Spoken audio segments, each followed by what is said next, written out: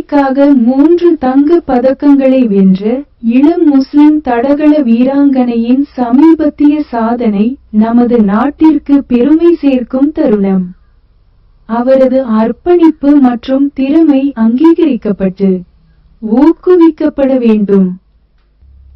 இருப்பினும் சிலர் இந்த தருணத்தை பயன்படுத்தி இஸ்லாத்தையும் முஸ்லிம்களையும் தாக்குவது வருத்தமளிக்கிறது. நமது நம்பிக்கையை வெற்றிக்கு தடையாக முத்திரை குத்துவதும் ஹிஜாப் மற்றும் அடக்கத்தின் இஸ்லாமிய மதிப்புகளை விமர்சிப்பதும். ஹிஜாப் மற்றும் அடக்கம் ஆகியவை ஒடுக்குமுறையின் சின்னங்கள் அல்ல, மாறாக நம்பிக்கை, கண்ணியம் மற்றும் சுயமரியாதையின் வெளிப்பாடுகள். உலகெங்கிலும் உள்ள மில்லியன் கணக்கான முஸ்லிம் பெண்கள் விளையாட்டு, அறிவியல், பொது சேவை மற்றும் தலைமைத்துவம் போன்ற துறைகளில் சிறந்து விளங்கும் அதே வேளையில் தங்கள் இஸ்லாமிய விழுமியங்களை பெருமையுடன் நிலைநிறுத்துகின்றனர்.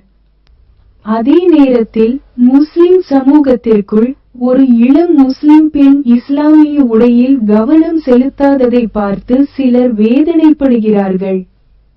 குர்ஆன் தெளிவாக போதிக்கிறது, மார்க்கத்தில் எந்த நிர்பந்தமும் இல்லை என்று. சூரா அல்-பகரா 2வது அத்தியாயம் 256வது வசனம். நம்பிக்கை, உடை, பண்பாடு ஆகியவை ஆழ்ந்த தனிப்பட்ட தேர்வுகள். தோற்றம், கலாச்சாரம் அல்லது மத நடைமுறையின் நிலை ஆகியவற்றின் அடிப்படையில் மற்றொரு நபரின் தேர்வுகளை கட்டாயப்படுத்துவது, தீர்ப்பது அல்லது கருத்து தெரிவிப்பது நமது பொறுப்பல்ல. ஒரு நாகரிகமான மற்றும் கடவுள் உணர்வுள்ள நபர் ஒவ்வொரு மனிதனுக்கும் அவர்களின் பின்னணி அல்லது நம்பிக்கைகளை பொருட்படுத்தாமல் கருணை, மரியாதை மற்றும் அன்பை காட்டுவார். இன்று நாம் 2 வகையான வற்புறுத்தலை காண்கிறோம். ஒரு பக்கம் மற்றவர்களை பெரும்பான்மை கலாச்சாரத்திற்கு இணங்க கட்டாயப்படுத்துதல். மறுபுறம் ஒவ்வொருவரும் தங்கள் சொந்த தனிப்பட்ட மத வெளிப்பாட்டை பின்பற்ற வேண்டும் என்று வலியுறுத்துதல். 2 அணுகுமுறைகளையும் ஊக்கப்படுத்தக்கூடாது. ஒவ்வொரு நபரும் தங்கள் மனசாட்சிப்படி வாழ சுதந்திரமாக இருக்க வேண்டும்.